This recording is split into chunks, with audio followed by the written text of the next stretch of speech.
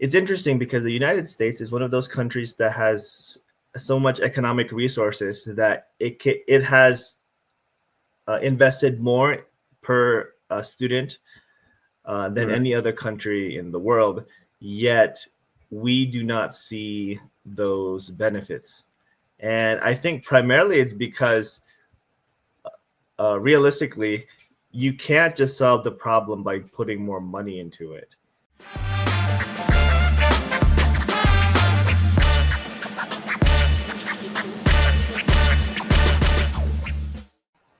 All right, we're beginning, and this is episode 13, lucky number 13. And we're talking about the Department of Education, specifically in the United States, where Trump has decided to dismantle it. And we're trying to see if that's a good thing or a bad thing. Mhm. I definitely think it's a good thing because for me, uh, okay, no, I'm definitely biased because for the longest time, you've heard about. I've seen a lot of videos about parents complaining about the materials and the kinds of things that are being taught to children, and they wouldn't know how to process that. And a lot of it really has to do with the board of education for those schools and how they manage it. And really, the first thing that you'd want to blame is the people on top, the people in power who kind of lets these things happen, you know? And so that's why I was kind of not objected against it. But Sean, you're the one who lives there. You're the one who rather reap the fruits of the what was sown there. What is your take on this? Yeah, well, I think that initially the intentions there were good, except the execution is really, really bad. Primarily, to provide better context, this is like part of the No Child Left Behind policies, in which the federal government has all these resources, and then obviously it should provide results. It's interesting because the United States is one of those countries that has so much economic resources that it has invested more per student than Right. any other country in the world. Yet we do not see those benefits, and I think primarily it's because realistically, you can't just solve the problem by putting more money into it, right? You need, like, the teachers need better technique. They need to get on with the Mm. times. And an example of how wasteful this can be is because I remember when I was in middle school, they gave us laptops. Mind you, they also gave us Apple laptops so that we Facts. could, learn and have that fair middle ground for everybody. Every single student had a laptop, like an Apple laptop, and so Sheesh. then they could use that for their work, for school work and things like that. And you can imagine how kids at that age would actually treat their laptops, especially if they won't really be held accountable on it. And there's also that luck of the draw in which maybe your laptop is good or maybe your laptop's really bad. And so there's that example. And I remember eventually Wait, after that you one get year, to keep it after like you finish the school year? no. So when we finish the Okay. school year, we give it back to the school, and then they're gonna appraise it. And if it's in decent working condition, it's like, okay, thank you for using the Okay. laptop, and then that's it. I already However, see we all I know that already see the problem with it. there's a lack of accountability in that. Like, obviously, maybe the appraisal is being done wrong, and like little by little, each and every year, the laptop gets worse and worse because Hmm. they're being held by these kids. And in the Hmm. same way, in high school, we also had these laptops, but this time it was by Dell. Um, and these laptops are like pretty similar. Like, it works well, and there's also that level of distraction with these laptops, in that people would misuse them, and things like that. And so there would be a lot of students that would use it for Minecraft or like bootleg versions of certain games. Oh And no. obviously there are protections against, you can't go to a certain sites. Right. But kids have a lot more free time, and the tech bros know more about this and that, and so you start using USBs with games, start doing things like that.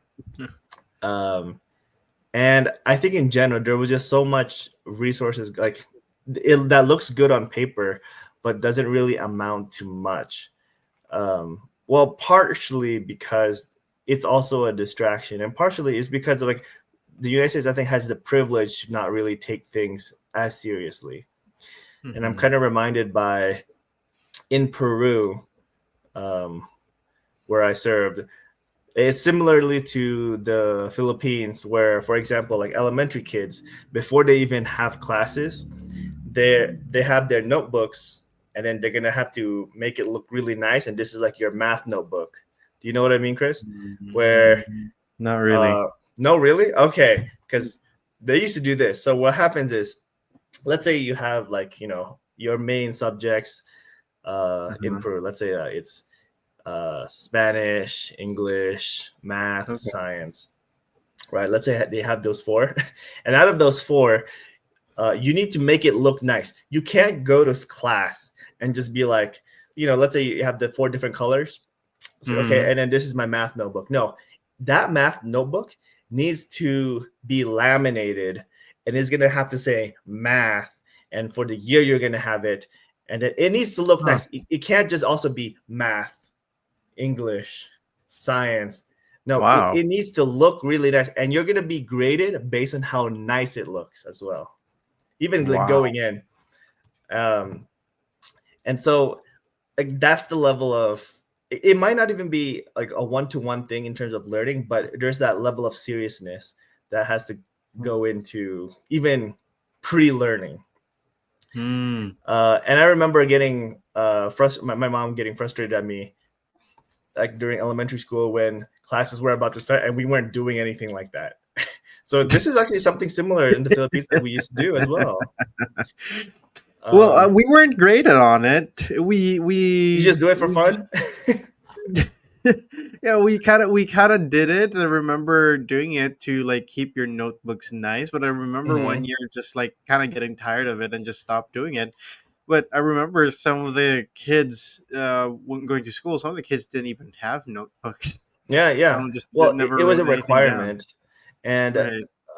not only that, right? When you do your assignment, your handwriting needs to be really good. You Oh need to my make sure that gosh. you're going to be graded based on the accuracy of your answers, and also how well written you're going about it.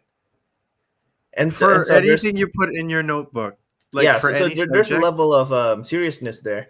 And I remember Wow. in the States, I mean, they didn't really care about, like, they encouraged it, but it's not graded.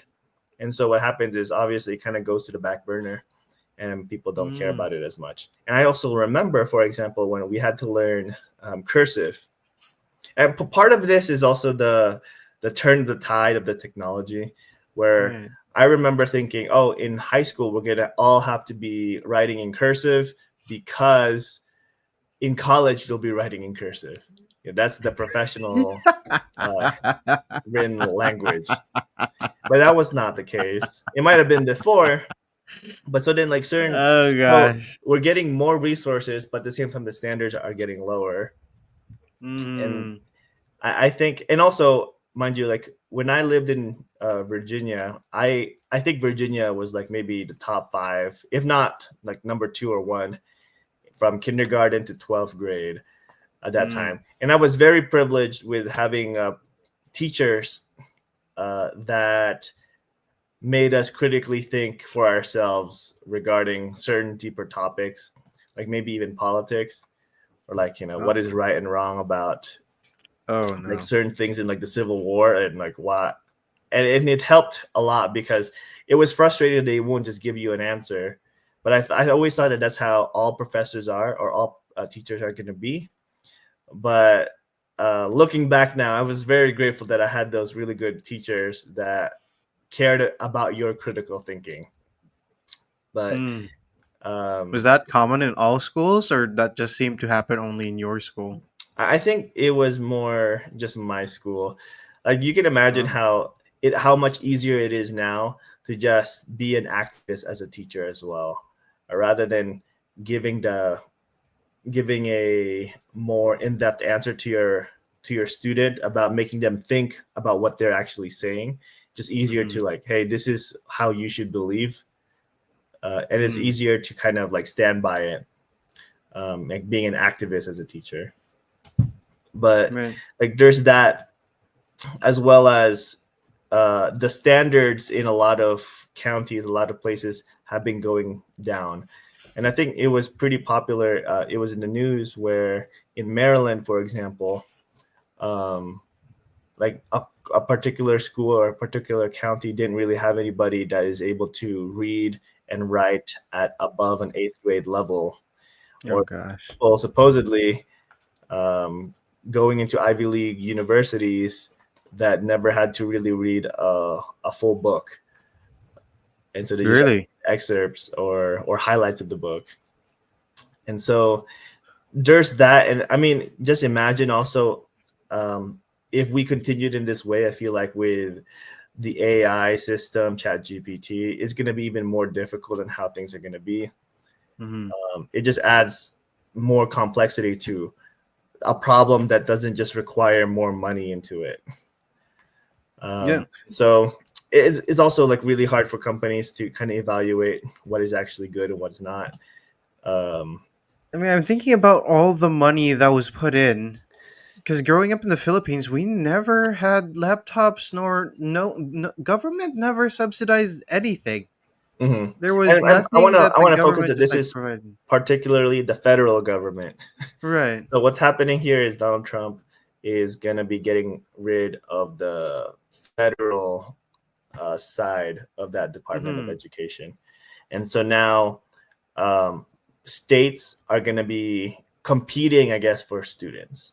So Right. before there's, let's say, a standard all around the nation on what you should be learning, but that Mm-hmm. power has been shifted towards more states, so that they can, teach students in their own criteria.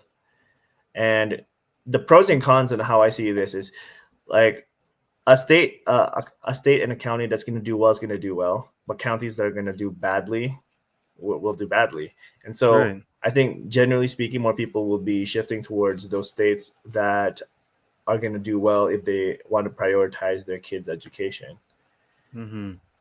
But I think it's also good that it's cutting off the fat. If, like, for example, you shouldn't be necessarily funding a failing program. Like I mentioned in that Maryland case, if a high school doesn't have anyone that is able to read or write above an eighth grade level, the federal government should stop funding that school. Because what's Mm. happening is everybody gets X amount, and then they can use whatever with it. But then it becomes that money is almost distance from the students and the parents. Like they don't really care about what happens to it because everybody's gonna get that amount. And so, and I mean, especially now, I would think that with education being more and more free, and what I mean by that is YouTube being available for people, and I'm sure you could literally get probably like you could probably learn as much as you need to for during computer science or even accounting through Mm-hmm. YouTube. There's a lot of free resources out there that you would think that the cost of learning would go down, but it just kept on going up. It's just a really interesting dynamic on how people all of a sudden have all these resources, yet the cost is still going up. And I think I think during my era, let's say, there used to be like a bigger discrepancy that there were still people that did not have smartphones. But Mm. now I feel like uh, almost everybody has a smartphone. So it's even more difficult to say like, so I think it's the easiest time to be successful academically speaking, but at the same time it's also the most distracted time because of all Mm. this free time and the availability of the internet and these supercomputers we call cell phones. Right, exactly. The spectrum for super intelligence and unintelligence has widened. If that bell curve was like kind of normal looking back in the day, it's definitely much wider now because you could either be a super student who's always learning and utilizing all these resources, but then there's the there's the opposite of that, where you use these resources as a tool to basically entertain and basically produce short-term dopamine reactions in your brain. And you know, I think about the resources that the federal government is putting in. And you would definitely, when you have a lot of resources and you have a lot of money that you can just spend, you seem there's a tendency to really not think of the unintended consequences, which is that people could misabuse funds. I'm thinking back.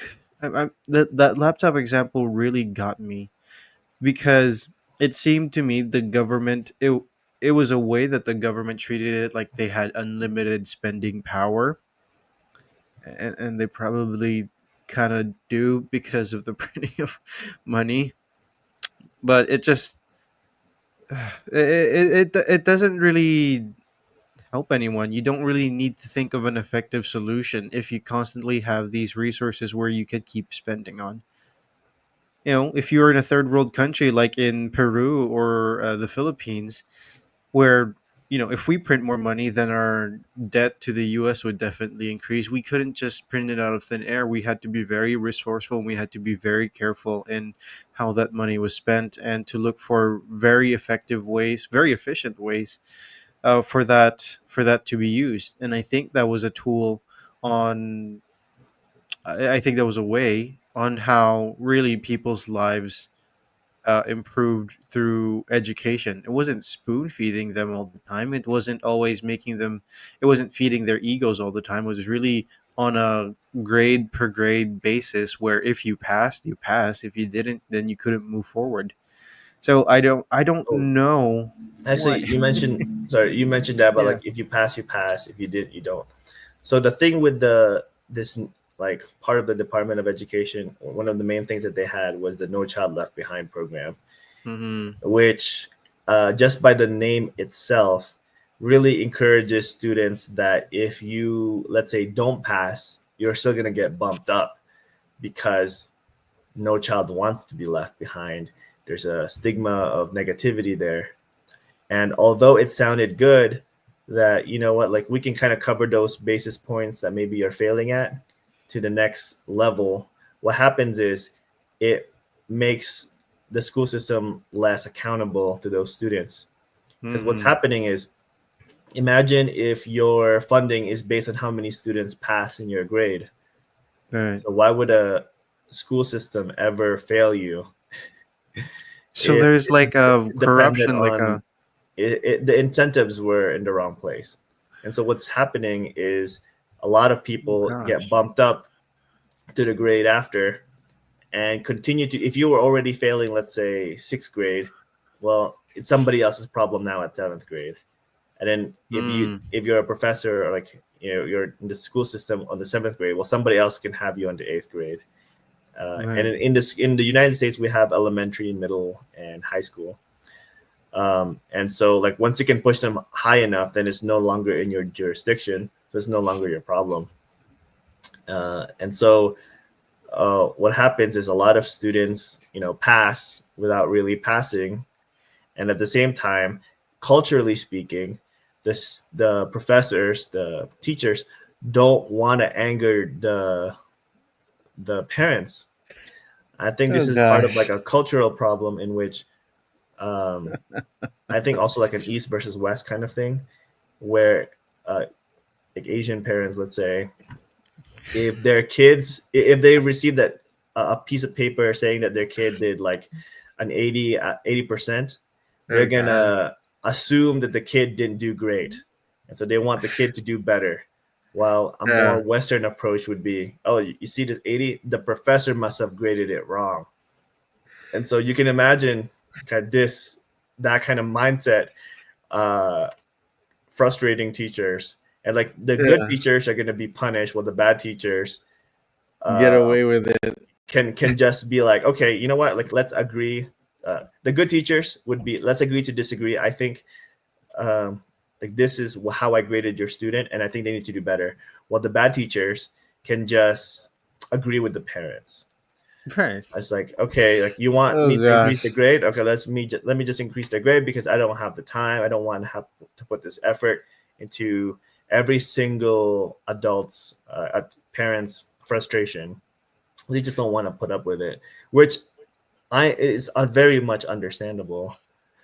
Um, Um, but it I takes almost rem- like a next level of love and affection for those kind of students, right? To kind of right. to be able to go through the brunt of that frustration from those parents.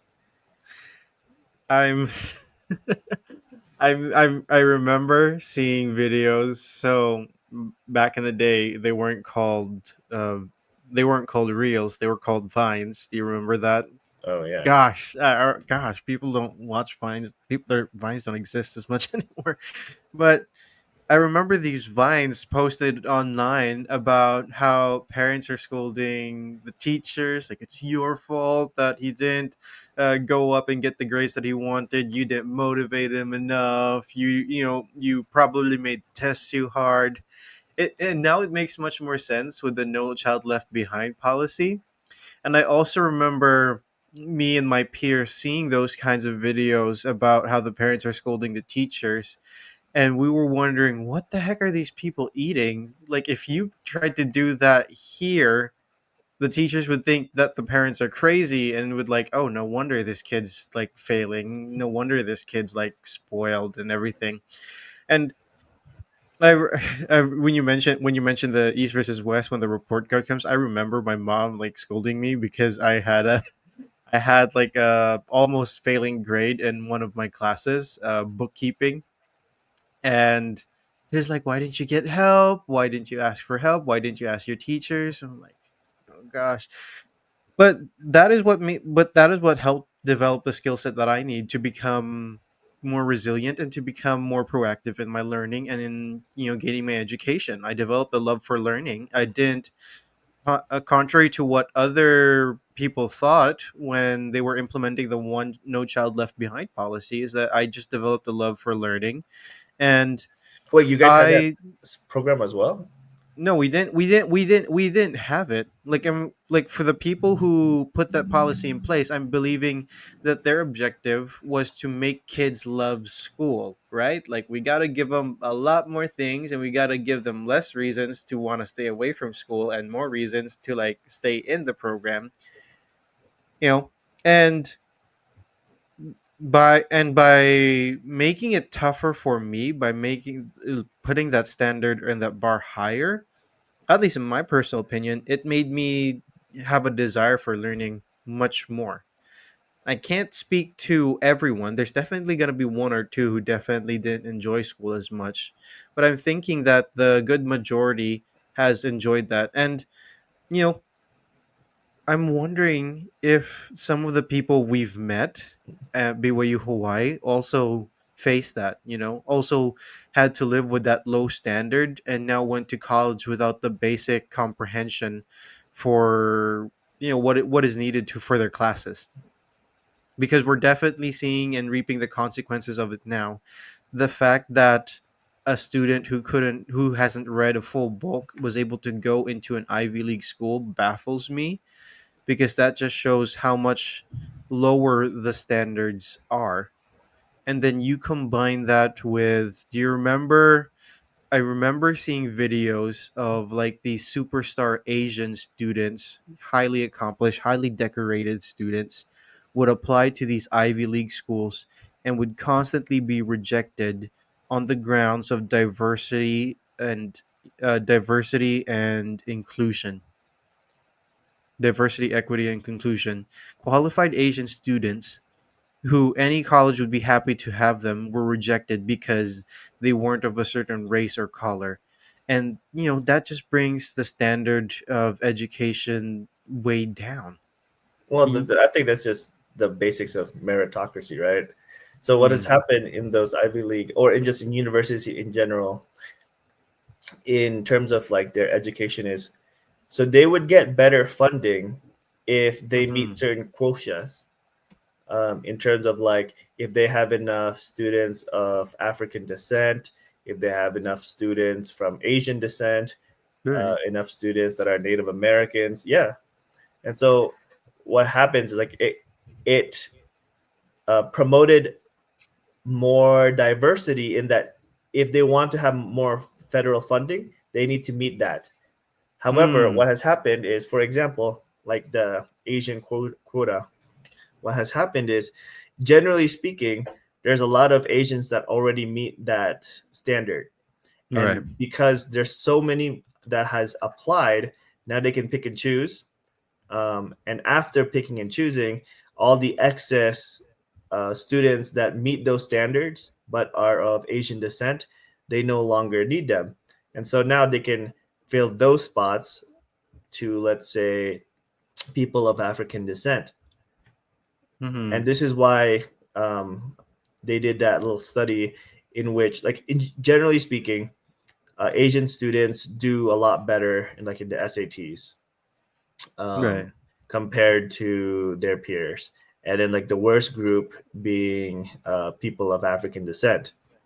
Mhm. And so what has happened is like when they are choosing the students based on their SATs, like the national standard, they would up, if you are of African descent, they would give you 200 extra pseudo points, let's say, while for Mhm. Asian students, they would decrease your points by 50, by 50 points. Gosh. And then for like, let's say whites, their score would be the same. Or if you're Native American, let's say they'll give you like 100 points. And yeah, like it's an injustice to those individuals. But then being, if you're a school system, you can see why one is motivated to have a particular group of people, even though they might not meet those standards. It's It's a because, very well, messed up system. exactly. And so hopefully these changes are going to be once again be based on meritocracy. And it also hurts those individuals that think that they are actually being helped. For example, if a black student gets accepted at a university, and because this information is public, it has been, out there, what's going to happen is people are going to maybe assume that you are a DEI hire or a DEI Mm, student. And so you are automatically going to have that labeled. social Mm, label, just because it exists. And obviously, there are those that don't need those extra points that already meet those standards. And I'm sure right. there's in all walks of life, there's everybody that meets those standards in different backgrounds. So I don't think that there was a need for that. However, to promote the fact that there is that diversity, that's what is happening. And actually what happens is, for example, you become a small fish in a big pond that you weren't ready for. And then normally what Mhm. happens is students actually start dropping out, maybe because it's a little bit too difficult or they weren't ready Yeah. to that level. And it's not anything negative against them. It is more like the system has been giving you buffs. Like let's say like in a video game, they've been giving you extra points, and then now that you've reached another level of your academic life, those buffs no longer exist, and so it Mhm. becomes exponentially even more difficult for you to kind of keep up with your peers, things like that. The problem with putting a small fish in a big pond is that small fish get devoured really easily. And we're kind of seeing the consequences. See, look at the pattern here. It's no coincidence that all this bad stuff is happening. We started a program that focuses on giving inclusivity to all students regardless of qualifications, regardless of education, regardless of regardless of being able to meet the status quo. We enforce that in universities where it's supposedly sets a high bar for the standard of learning so that these students get a valuable degree. And so is it any surprise that when they try why our generation, this is probably why Gen Z is being scrutinized over so much, they then try and find a real job and realize it's not so easy, they're underqualified, and now these employers are complaining that these people aren't ready to work. And that's you could probably link that.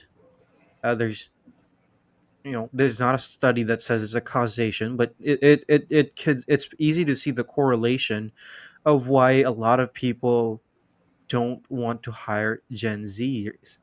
And we talked about this when BYU Hawaii was they were considering removing examinations, and they wanted to make their exams easier for students to get in.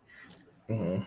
Yeah, Well, you're giving you're giving opportunities to people who don't deserve it, and well, it was it's not even. controversial. I don't even want to say that there's deserve should be in there. I think it's rather it actually makes everybody's experience worse.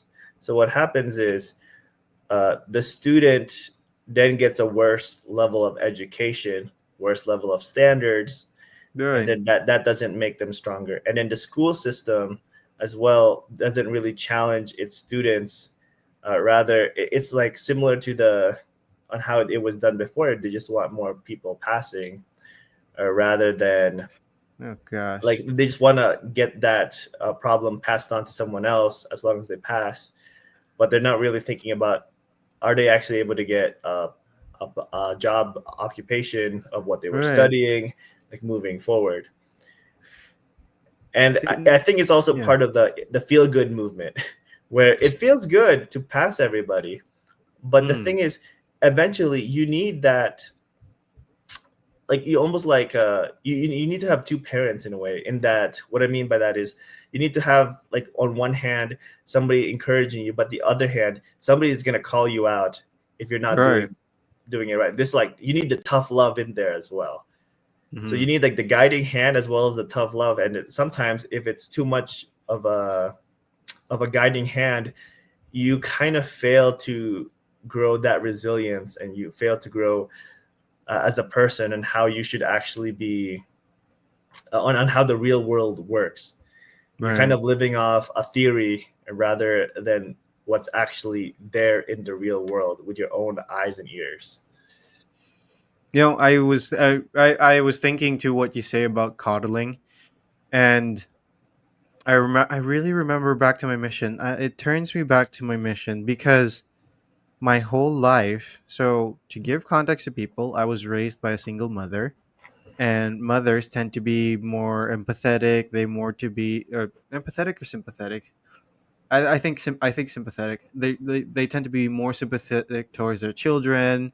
If there is anything, they try and make the decisions for them so that they don't have to do anything hard. And so you kind of live in this, like, um, your cradled Like baby. situation. Yeah, like a baby situation. And I remember going to the mission field. Like, I'm not blaming my mother. She is doing her absolute best as a single parent who had to raise three kids. And she did not have everything right, but she let me finish the story first. So I served the mission, and I served the mission, and I realized I did not know anything about the world. I did not know that the world could be a mean place. I did not know that people could try and cheat you. So, especially where there are people who would lie to you and say, "Oh, it costs this much, but it's actually Oh, got much scammed. lower." Yeah, that there's those scams. No one really teaches you how to. I knew how to do groceries, but no one really teaches you, like, how to manage your time, how to work with other people, especially you're living with a companion and other missionaries who are complete strangers to you. You have no background of them, and you kind of have to live with these people. And sometimes these people do not follow the same standards, or don't exactly live the way that you would want for all of you to live. And and that was contributed to a lot of how the mission became quite a difficult experience to endure. And now I get to finally leave on my own. I go to BYU Hawaii, and I everything I definitely have to do on my own. And I learned a lot of things when it comes to adulting. I learned a lot of things that required me to survive, especially coming back to the Philippines where I'm able to live on my own. I have a way of dealing with these problems. Mind you, there are still some gaps in my maturity that I think that I still need to be developed, especially at this age. But I'm just grateful that I had a mother who was able to, if she wasn't able to teach me everything, the very least she was able to teach me where I could go for help, and to be able to be humble enough to ask that help, be it from God or be it from other professionals and good mentors and teachers as well. And so my accomplishments in school and how I was able to deal with life is just kind of proof of how that worked out for me. So, Hmm. Well, I'm very grateful for it. I think you had those certain foundations, but I'm also seeing like, I mean, there's certain things in school that school doesn't and should not teach you. I think there's a level of it where you learn things in the household or you learn things by yourself. Mm, Um, I mean, I think it's also a mindset that you want to take something positive out of like whatever experience. I think an example of this, I mean, I learned this in school per se. Um, Actually, here's another example. So, I mean, I used to play this game called RuneScape, and that game helped me learn more about economics. I think like it's my foundation of economics, in which in the game the resources are limited, and so you as a player of this game, like you have to invest your time to, let's say, make weapons, and then mm-hmm, how those weapons can be sold, and then you make those prices based on other people. For example, like coal. mm, Coal is a material used to make a lot of stuff in the game. And then right. let's say if somebody's selling coal, like a piece of coal for 300 gold pieces, well, you can't sell yours for 400. You have to either, at the very minimum, beat, like equalize your competitor or sell it for less. And like and though that kind of mindset, like it's a game, sure, but that's also something I learned that can be attributed and can be done in the real world. Is that's how the real world works. And so Mm, there are things that the school can't necessarily teach you. And I mean, there are also extracurricular activity. Like, as a student, you could have there's as long as the opportunities are there, like maybe there's club activities, maybe there's more extracurricular stuff that you could have you as an individual student could have participated, that you would have gotten more out of school than maybe somebody that doesn't do anything there. right. And obviously, teachers are there to encourage, but ultimately speaking, you got to recognize that, like, as an individual, you're the one that kind of sets your situation up for yourself. And Right. obviously, the households can be different. Maybe you don't. Maybe one doesn't have a supportive household, like their parents aren't as supportive, or maybe there's economic struggles, and that's where I think it's best when the school system tries to make it as equal opportunity as possible, Mm, but that doesn't excuse a student from actually like acting on themselves as well. Because I fear that sometimes I think we're living in an age where a lot of people are waiting to be acted upon rather than acting um, right. like in their world. Being agents for themselves. Exactly. I'm glad that you mentioned households, because if you really think about it, anything that happens on a federal level for the Department of Education shouldn't really affect your performance in school. And the reason I say that is because learning really starts in the home.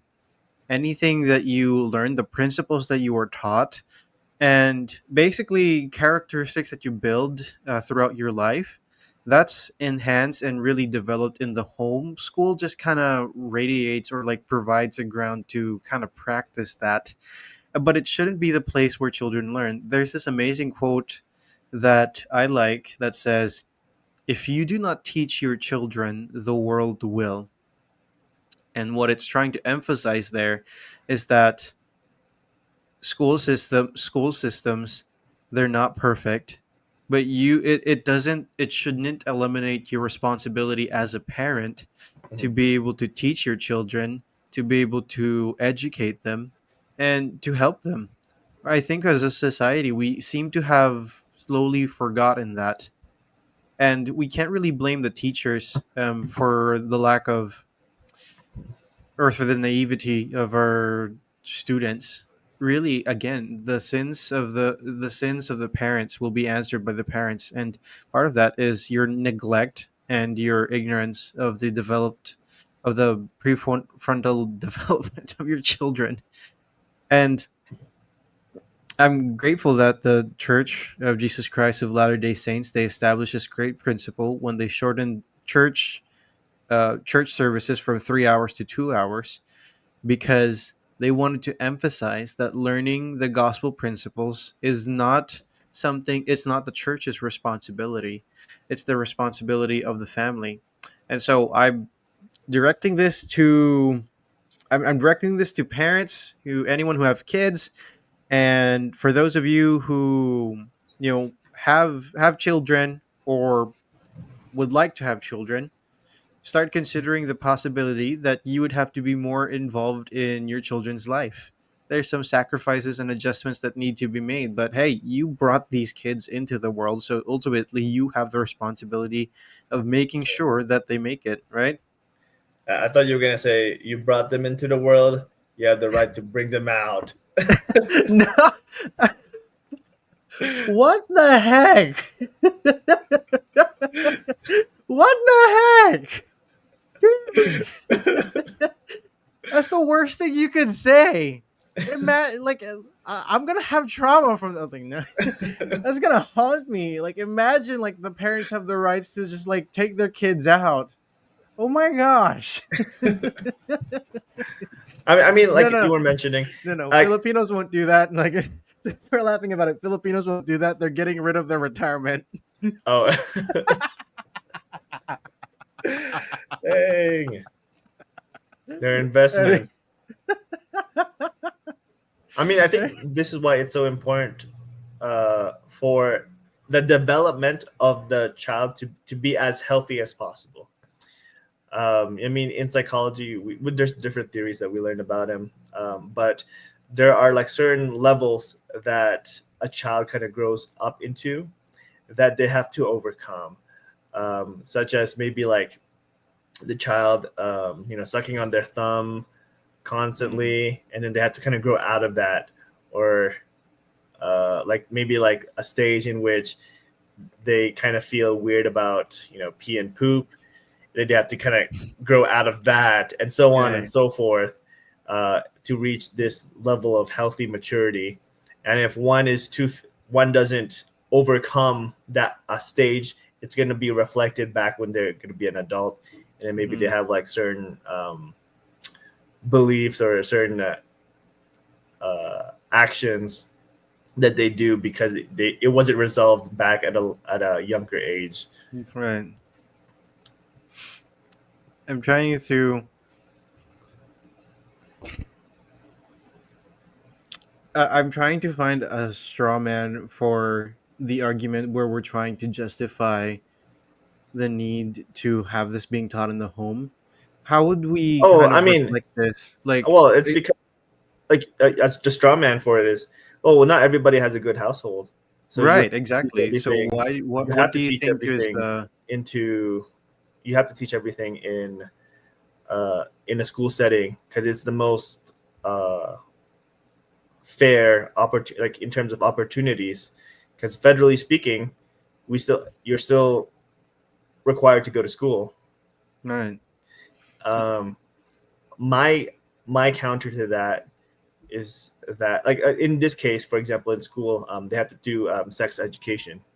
Mm-hmm. I mean, in those cases, I think that there needs to be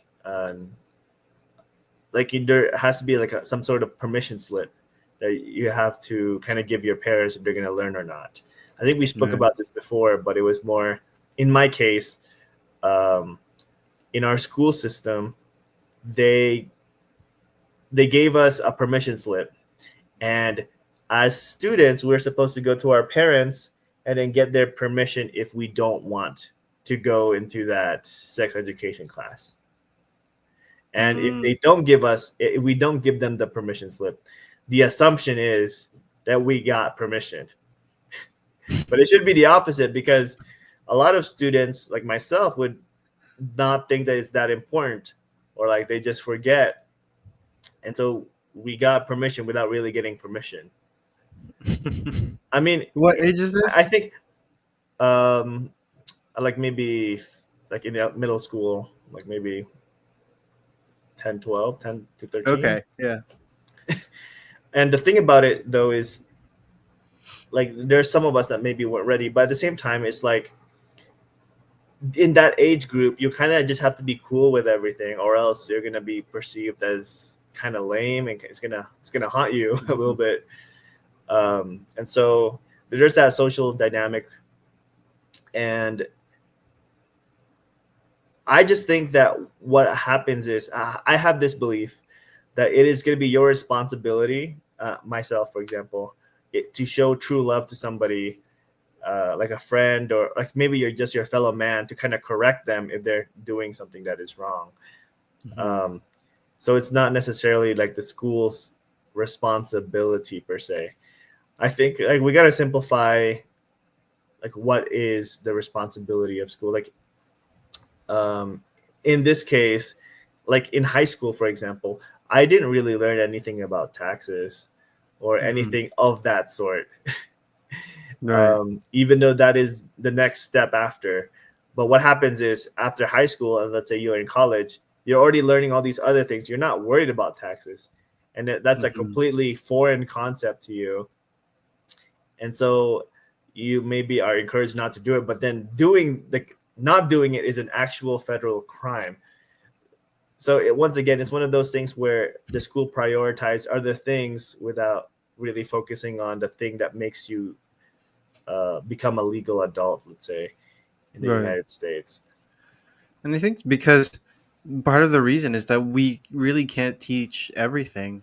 The larger a group you have, the larger the gap between those who are very fluent and those who are not so well comprehended on the things that would matter. And again, I think the hope is that there would be parents would be as involved.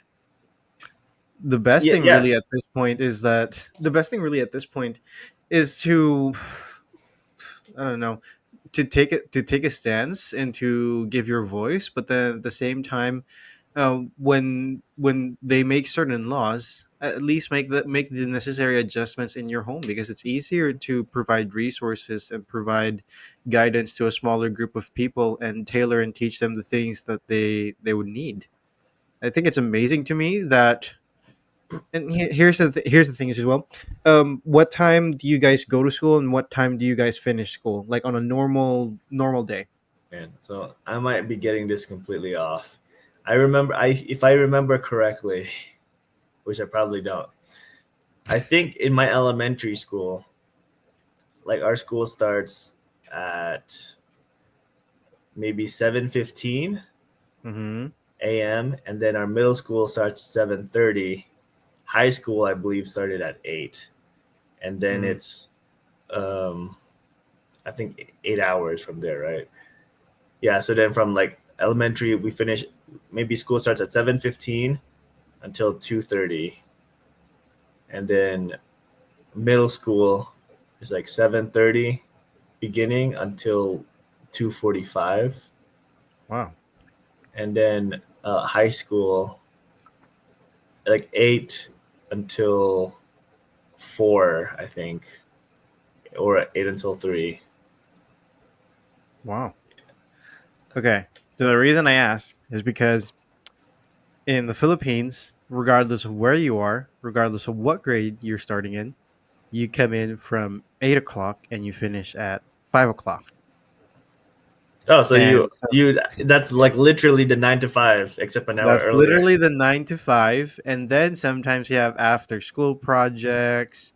That's when Mm. all these extracurriculars happen. You'd stay over. Some people stay late because they still have like basketball practice and such. And you know, the reason I wanted to bring that up is because it seems to me that their kids in the US have more time to themselves and less time in school.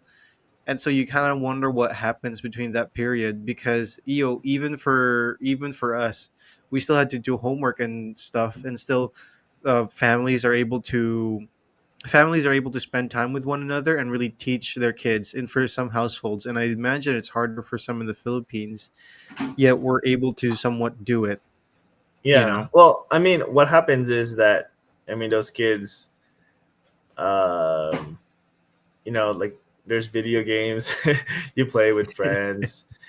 I mean, I remember Yeah. when I was in the Philippines though that there was a morning class and an afternoon class. I don't know if that changed. Um, There it's more severe now. There's a morning class, there's an afternoon class, and there's an evening class. yeah, I remember when I was there that I would go in the morning class and then I mean, I did chess, and so I also had to attend the afternoon class to specifically study the game of chess. And it was like, what I don't remember from the morning class. It might have been like maybe 6 a.m. or 7 a.m. until almost like 5 or 6 p.m. Mm. I remember Oh those were the my. days. It was pretty brutal, but at the same time, it Mhm. was kind of like it was pretty fun as well. And that's how you can get that bonding experience with a lot of your peers because you spend so much time together. Yeah, that's gotta be an important aspect too, because like you guys have to be able to socialize.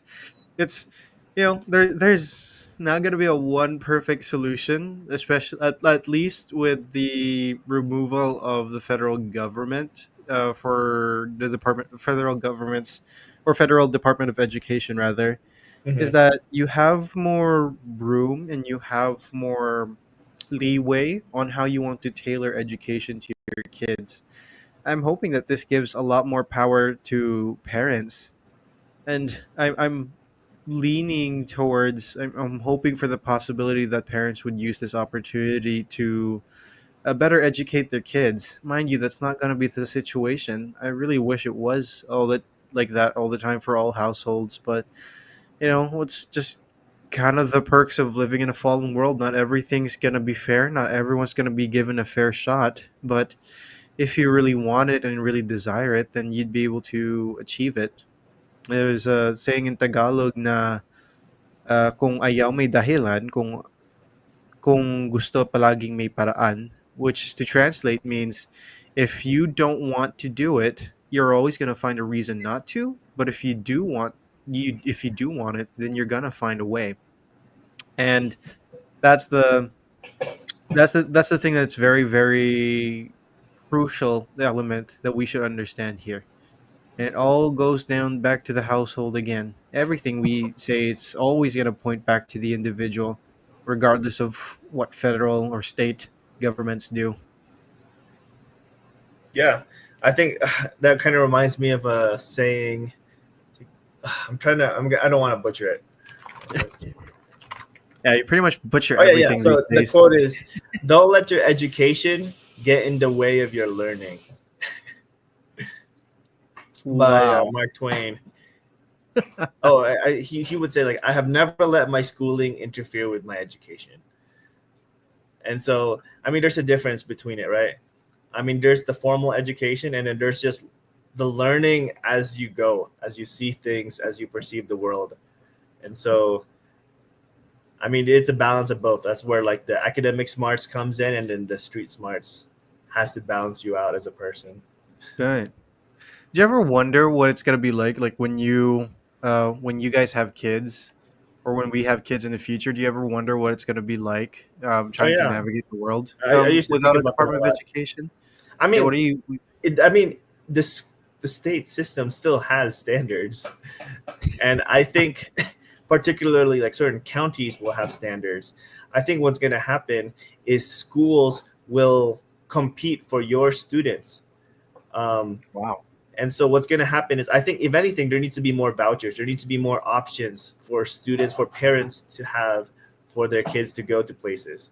For example, like in certain cities, what's going to happen is they do what is it called? A rally. Mm-hmm. What is it like? They do a lottery.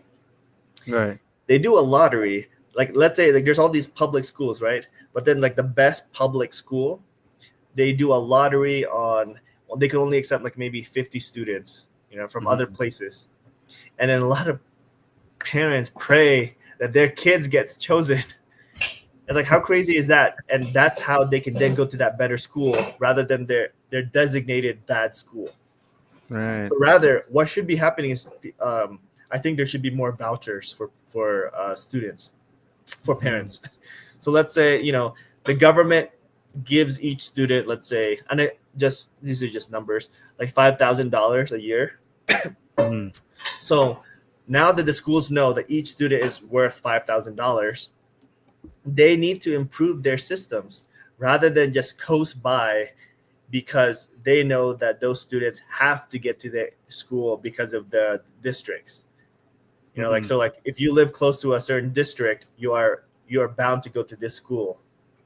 So rather than that, if you have more of those vouchers and more free choice on where those students are going to go to, the schools naturally have to compete for your $5,000 kid, right? And because of that, because they have to compete, that competition provides a better experience, a better building, better teachers, rather than something corrupt like a failing school system, a school county, let's say. And what can you do to combat that? If you don't win that lottery to hopefully get your kids to that better school, your kid is stuck in that trash system. And maybe like another system could be homeschooling, and maybe that could be it. Maybe for example, like your kid is worth, let's say, 5,000 per year, but then you could go the homeschool route. But then there's a little bit of level to it that the parents aren't corrupted by just like getting this voucher of $5,000. Maybe it's gonna be like 3,000 or 4,000 or something like that, and it needs to be designated correctly. Like the primary thing is that the corruption needs to stop, and the failing school systems needs to fail, and the good systems will become good. And I think this is going to be even better in certain states that have a really good culture, about education. And I think what's going to happen is certain areas that are predominantly, for example, like Jewish, are actually going to do a lot better because the culture. I think there's just the culture there, and also, certain communities that are predominantly Christian, maybe they're going to do even better, and then more people would just naturally gravitate towards those better systems. Right. And so that competition is going to provide a better product for everybody involved. And it's going to lessen the corruption, because if you're corrupt, then like you can only be corrupt for so long, for such a short period of time, until you have to be accountable for your failings. It's almost like a business. And I don't think this is a negative thing, in which you have to see what others are providing and how can you compete against that. An example of this is when I was in Virginia, our high schools had specialty courses. My high school in particular was the high school for those that want to become teachers. And like another area is more based on science, and another area is more like math based. And so like in my case, I was doing this like engineering program. So I would go to my classes first. Oh, actually, no. So I would go to, like, in the morning, I would get to my home homeschool, let's say, my normal school, and then I would actually take a bus to our engineering high school, Wow. let's say. I had no idea that was a thing. That's so And then cool. like, the bus ride is like 30 minutes there. Oh my gosh. And then go 30 minutes back, and then I have my normal classes. And it made, Mm. I can't really remember too well, but I think it was like a Monday, Wednesday, Friday kind of thing. I think And it's so great that you have more there competition were, now. yeah, so there were those levels of like different kind of learnings that you could do. And this is why, looking back, I could really appreciate how Virginia at the time really provided a really good kindergarten through 12th grade Hmm. education for me, because there was Yeah, all those you're lucky. options. Yeah, Not exactly. not not everyone has that opportunity, and it's great. Telling you thinking about competition. I didn't. I remember reacting to how district schools worked because remember when we had a conversation where you had a family member who was going to school and you had to move to a certain area or refrain from moving to a certain area because you wanted that family member to keep going to this really good school. And I was just surprised because I didn't know that that was a thing in the US because in the Philippines you could go to any public school you want. I've had Exactly. yeah, So they had naturally there's that competition, and obviously like some people have to sacrifice more because they live farther away and things mhm, like that, but everybody in that school is considered the same. So it's not like somebody gets more brownie points for living farther or somebody gets brownie right. points for living closer. And I think that's a great thing. I think in the US we can learn a thing or two from the better systems out there. I mean, I'm not 100% sure, but I can assume that, I mean, the Philippines is doing better per student for all the resources that they get in comparison to the ones in the United States. And I mean, there's a cultural difference as well, right? Japan has, I think Japan's system is very intimidating from the outsider looking in, because they almost look like the students from an elementary until high school looks like that's harder than a normal job, with Mhm. their cram schools and everything like that. You mentioned that, and I remember this school in Davao. Let me pull it up. Can't find a picture of it. Anyway, the school in Davao, Dr. Aguinaldo National High School.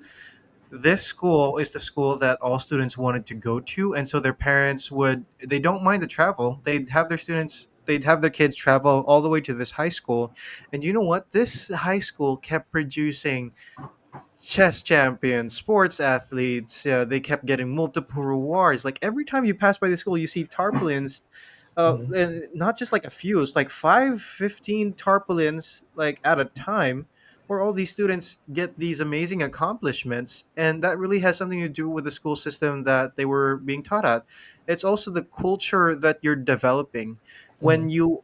when you're in a culture where people enjoy learning and they try to encourage each other to do better, and no one's forcing them to go there, then you ultimately create a more environment learning friendly environment that everyone would want to do. No one, everyone's doing this out of their free will. How many times we have to emphasize that Oh yeah, when you force people to do things, it doesn't end up the way that you want it to do. yeah, I mean, that's the most basic thing that people seem to always forget. exactly. And actually, you saying that reminded me of how the No Child Left Behind program. What would happen, unfortunately, is there would be students that are problematic, that would be like a bad apple, that would kind of spoil the other apples, Mm, and then it would be like a compounding effect. And in those cases, like, how do you balance that?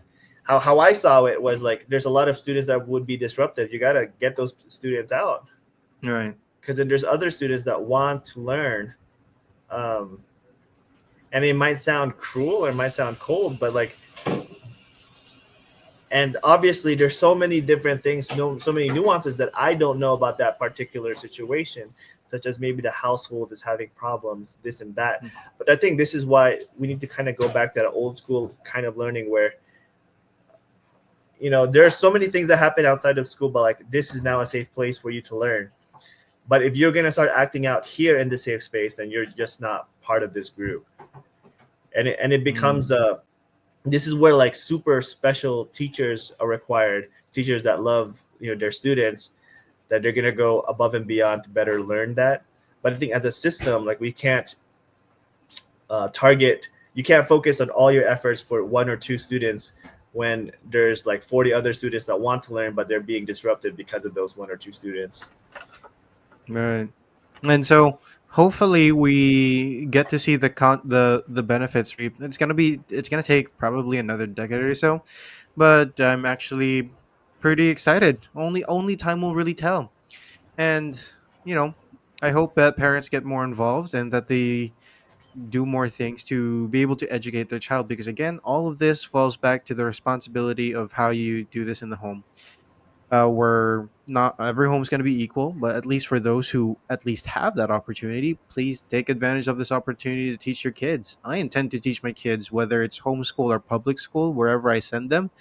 I intend to be more involved in their lives, because that's going to be what's required if we really want them to be highly educated. That's all my thoughts for today. Joan? I just wanted to add in one more thing, in that if you do it correctly uh, at a younger age of their lives, it would pay dividends when they're much older. So do it right the first time rather than repairing it in the middle or in the late stages of their adolescence. Yeah, you're such an accountant. You have to bring money into this. All right, that's the pod. Thanks. Thank you.